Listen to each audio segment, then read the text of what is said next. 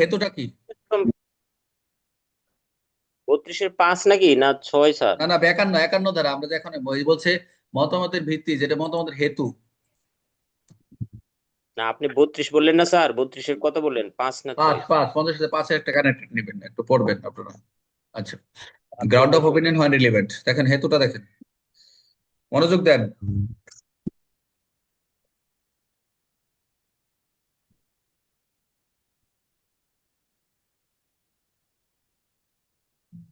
শোনা যাচ্ছে কথা? জি, স্যার। আচ্ছা, আপনারা একটু মেন বই দেখেন। আপনাদের মেন বইয়ের সামনে আছে মতবাদের হেতু যখন প্রাসঙ্গিক। অর্থাৎ এখানে বলছে যখন কোনো জীবন্ত ব্যক্তির মতামত প্রাসঙ্গিক হয়, জীবন্ত ব্যক্তি একদম। তৃতীয় পক্ষের অভিমতে 51-তে এসে সর্বশেষ বলছে অভিমতে যে যখন কোনো জীবন্ত ব্যক্তির মতামত প্রাসঙ্গিক হয়, সেই মতামতের ভিত্তিতে কারণও এই কি হবে, সেই ভিত্তির উপর প্রতিষ্ঠিত সেগুলো কি হবে, প্রাসঙ্গিক হবে। এখানে একটা উদাহরণ আছে আপনাদের, দেখেন কোনো বিশেষজ্ঞের অভিমত উপনীত হওয়ার পর তাদের পরীক্ষা নিরীক্ষার বিবরণ দিতে পারে। এখানে আপনাদের যে মতামতটা দিল আদালত থেকে, ওই যে যারা এক্সপার্ট, যারা শুধুমাত্র ব্যক্তির মতামত নয়, মতামতের কারণ ও ভিত্তিও গুরুত্বপূর্ণ। শুধু মতামতটা দিলে মতামতের যে কারণ, এটা কারণটা এক্সপ্লেন করবে, আদালতকে বোঝাতে বোঝাতে হয় যে মতামত কিসের উপর ভিত্তি দেওয়া হয়েছে। আদালতটা যে বলবে যে কি কারণে, মানে মতামতটা দিয়েছেন কিসের উপর ভিত্তি করে মতামতটা দিচ্ছেন। মনোযোগ দেন, খুবই ইম্পর্টেন্ট একটা সেকশন। রাইসুল, রাইসুল কি শুনতেছো? আচ্ছা, জি স্যার, শোনা যাচ্ছে স্যার। উদাহরণটা দেখেন, একজন বিশেষজ্ঞ তার মতবাদ দিতে পারে যে, একজন বিশেষজ্ঞ তার মতামত দিতে পারে যে কোনো পরীক্ষার ফলাফলের ভিত্তি করে বিষয়টি নির্ধারণ হয়েছে। কারণ হচ্ছে সে তো মতামত দিচ্ছে, একটা এক্সপ্লেন করছে, পরীক্ষা নিচ্ছিল, সে একটা মেশিন বা একটা প্রযুক্তি ইউজ করে সে এটা পরীক্ষাটা দিচ্ছে। উদাহরণস্বরূপ, একজন ফরেনসিক বিশেষজ্ঞ বলেছেন এর দাগ বিয়ের সাথে মিলেছে। এখন একজন ফরেনসিক বিশেষজ্ঞ বলছে এই যে এর যে দাগটা বিয়ের সাথে মিলে গেছে, যে তার যে ওখানে যে একটা চিহ্ন ছিল, যে আলামতটা পাওয়া গেছে ওখানে, যে পায়ের ছাপটা, এখানে এর যে এই যে পায়ের ছাপটা রয়েছে বিয়ের সাথে মিলে গেছে। এই যে ভিত্তি, এর তার করা পরীক্ষা ফল আদালতের প্রাসঙ্গিক। অর্থাৎ এই মতামতটা কিসের উপর ভিত্তি করা হয়েছে, মতামতের হেতু, যে যখন কোন জীবন্ত ব্যক্তির মতামত প্রাসঙ্গিক হয়, এই জীবন্ত ব্যক্তির লোকের যে অভিমতটা দরকার, তখন উক্ত অভিমত সেই ভিত্তির উপর প্রতিষ্ঠিত, সেগুলো হচ্ছে প্রাসঙ্গিক। আপনাদের মেন বইয়ে কোনো উদাহরণ আছে, আপনাদের মেন বইয়ে? আছে স্যার, একটা নাই উদাহরণ স্যার। আছে স্যার, এটাই। আচ্ছা, এখানেই, এখানে একটু দেখেন, আরেকটা এখানে যে দেওয়া আছে একজন বিশেষজ্ঞর, এটাই দিছি। আপনারা এটার সাথে আপনারা একটু বলতে পারেন যে 51-র সাথে এই 45 থেকে 51 পর্যন্ত কোনটার সাথে মিল আছে, কেউ বলতে পারেন ধারাটা, কি বলতে পারেন?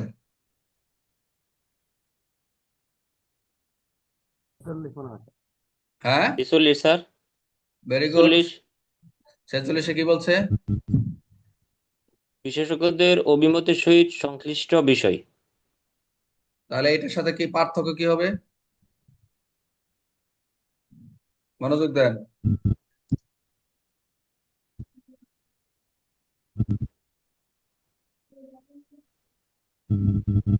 একজন বলেন।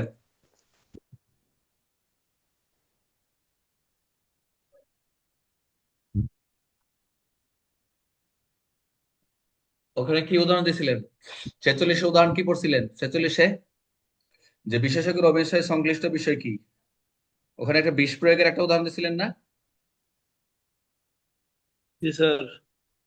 46-এ কি বলছিল, সামঞ্জস্যহীন বলছিল যে, যে এই প্রাসঙ্গিক কখন হবে, যেগুলো হচ্ছে সমর্থন করুক আর না করুক সেগুলো, তারা যে বিবৃতিটা দিবে, তারা যে অভিমতটা দিবে সেটা প্রাসঙ্গিক হবে না?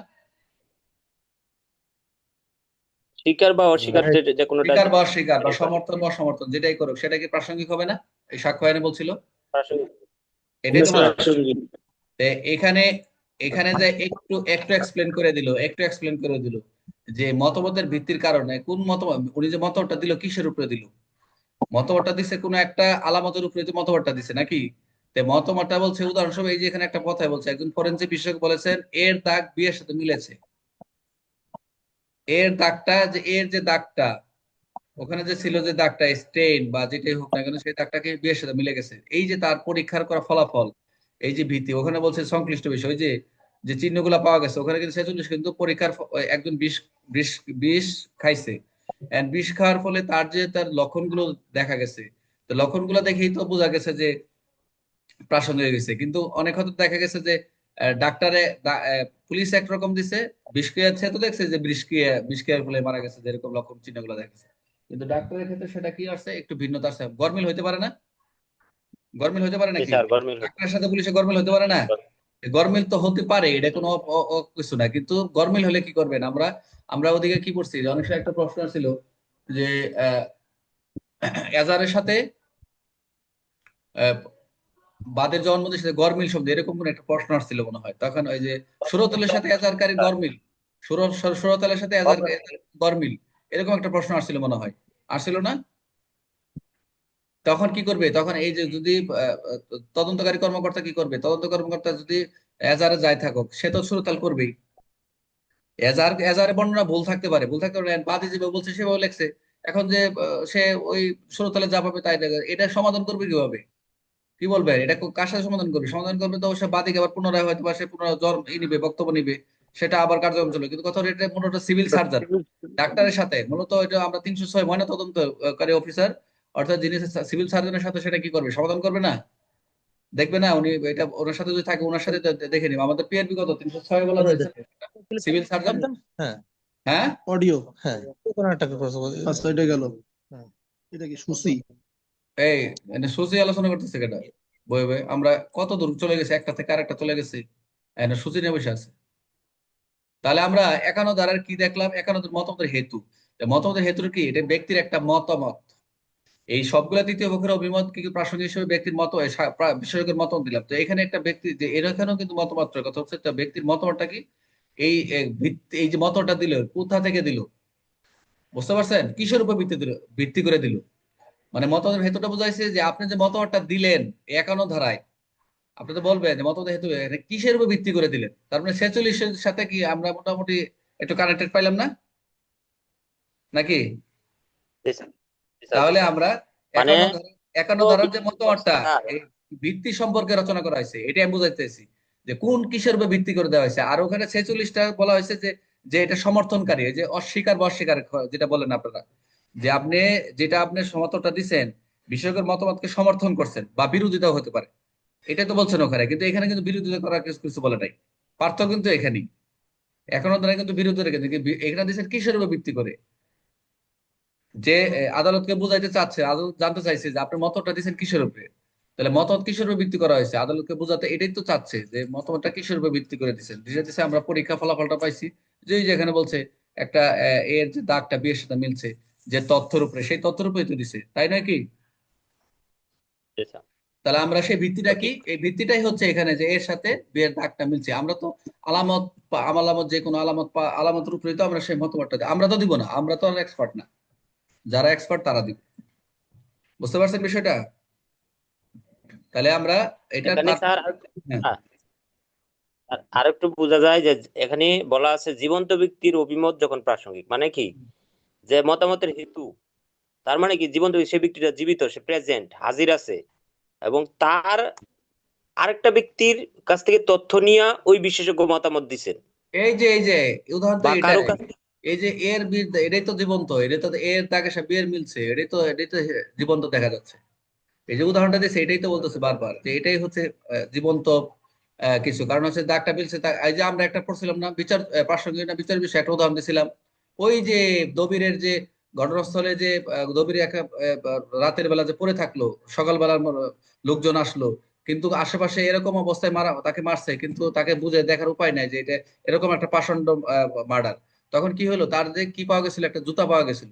তখন একজন আইডিয়া করছিল এই জুতাটা কার, একজন বলছে এই জুতাটা হচ্ছে কি আহ, তার ওই যে জায়েদের, জুতাটা হচ্ছে জায়েদের। তো জায়েদের যে জুতা, সে তো দবিরে মারছে। তো তখন যে জুতা একটা যায়, একটা জুতা ফালাই হয়ে চলে গেছে। আর এখানে যে রক্তের দাগটা পাওয়া গেছে, এই রক্তের দাগে যে ওখানে বাসায় যখন লঙ্গির যে উদ্ধার উদ্ধার করছিল, মনে আছে? লঙ্গি যে উদ্ধার করছিল, এই লঙ্গিটা কি করছে? তো এগুলা কি জীবন্ত না? এই তখন লঙ্গির দাগ আর এই রক্তের দাগের সাথে মিলে গেছে। এই যে একটা কিসের উপর ভিত্তি করে দেওয়া হয়েছে, এই জুতা আর ওই লঙ্গির দাগ, তাহলে ম্যাচ করাতে এই এই ভিত্তিটাই হচ্ছে আদালতকে বোঝাতে সক্ষম সক্ষম হয়েছে যে এর উপর ভিত্তি করে আমি মতামতটা দেওয়া হয়েছে। এটাই বলছে জীবন্ত। আপনাদের মেইন বই যেটা, কোনো জীবিত লোকের অভিমত যখন প্রাসঙ্গিক। আচ্ছা, তাহলে আমরা এখানে একটু এমসিকিউ দেখি। আর একটু স্টাডি বই, কেউ যাবেন না, 37 জন আছেন আজকে, আবার 4 জন কমে গেছে। আচ্ছা, তাহলে উদাহরণ হিসেবে 51 ওই না আরেকটা আছে 51 ধারার মূল উদ্দেশ্য কি তাহলে এটার উপরে 51 ধারা অনুযায়ী কোনটি প্রাসঙ্গিক? একটা হচ্ছে ব্যক্তির মতামত তার ভিত্তির বা কারণ। আর এখন মূল উদ্দেশ্য কি আদালতকে বোঝাতে সাহায্য করে মতামত কিসের উপর ভিত্তি করা হয়েছে যেটা বললাম। আর উদাহরণ হিসেবে 51 ধারার সাথে সম্পর্কিত কোনটা দেখলাম আমরা একজন বিশেষজ্ঞ বললেন যে এর আঙ্গুলের ছাপ বি এর সাথে মিলেছে, এর আঙ্গুলের ছাপ বি এর সাথে মিলে গেছে, এর ভিত্তি হলো একটা পরীক্ষা। আচ্ছা, আর 51 ধারা অনুসারে প্রাসঙ্গিক নয় কোনটা? 51 ধারা যদি আপনি করেন এই যে বিশেষজ্ঞের পরীক্ষা অভিজ্ঞতা ও মতামতের ভিত্তি, এটা সাধারণ ঠিক আছে। ধারণা। এখন পরীক্ষার ফলাফল এটাও ঠিক আছে, বিজ্ঞানের বিশ্লেষণ এটার মতো হেতু, কিন্তু সাধারণ ধারণা অনুমান ভিত্তিহীন। অনুমান ভিত্তিহীন কি হবে? অনুমান উপরে নির্ভর করে চলে, এটাও তার না হতে স্যার, পারে, এরকম সুযোগ নাই, তাহলে মিলবে না। আচ্ছা, 51 অনুযায়ী মতামতের ভিত্তি না হলে কি হবে? মতামতের ভিত্তি যদি না থাকে সেটা কি হবে? আদালতে মতামতের কি প্রাসঙ্গিক, তবে আদালত সেটাকে গুরুত্ব কম দিবে। মতামতের ভিত্তি না থাকলে সেটা কি হবে আদালতে? এটা আদালতে গুরুত্ব কম দিবে। যে রিপোর্টটা দিচ্ছেন অবশ্যই ভিত্তি থাকতে হবে, গ্রাউন্ড থাকতে হবে। কারণ হচ্ছে বিভিন্ন জায়গায় বলা রয়েছে যে এর উপর রিপোর্টের ভিত্তি করে আদালতে সাজা দেওয়া যাবে না। আদালত এটা দেখে যে কতটুকু অস্তিত্ব আছে, এই জিনিসটা খেয়াল রাখবেন। আমরা কিন্তু পড়ছি কিছু কিছু জায়গায় বললাম যে অস্তিত্ব বিষয়টা খেয়াল রাখবেন, যে কতটুকু অস্তিত্ব আছে, মতামতটা কি ধরনের, এটা টাইপ অফ রেজাল্টটা কি, কিসের উপর ভিত্তি দিল নাকি আন্দাজের উপর দিল। এই যে ডিএনএ রিপোর্টটা দেয়, ডিএনএ করে, এটা কিন্তু অনেক ম্যাচ করতে হয়। এটা কত লক্ষের ভিতরে জানে ম্যাচ করে, এটা তো করে একটা প্রযুক্তি, কথা বুঝেন না? 70% ম্যাচ করা লাগবে স্যার, হ্যাঁ, 70%। এই যে একটা 70% ম্যাচ করে, তো এইগুলা হচ্ছে এক, খেয়াল রাখতে হবে আমাদের। তাহলে আমরা আমরা কি কি দেখলাম? ও আচ্ছা, এখান থেকে ওখানে। তাহলে আমরা একজন বলেন যে 46 এবং 51 একটু পার্থক্য বলেন তো, এটা খুব ইম্পর্টেন্ট। রফিক ভাই বলেন।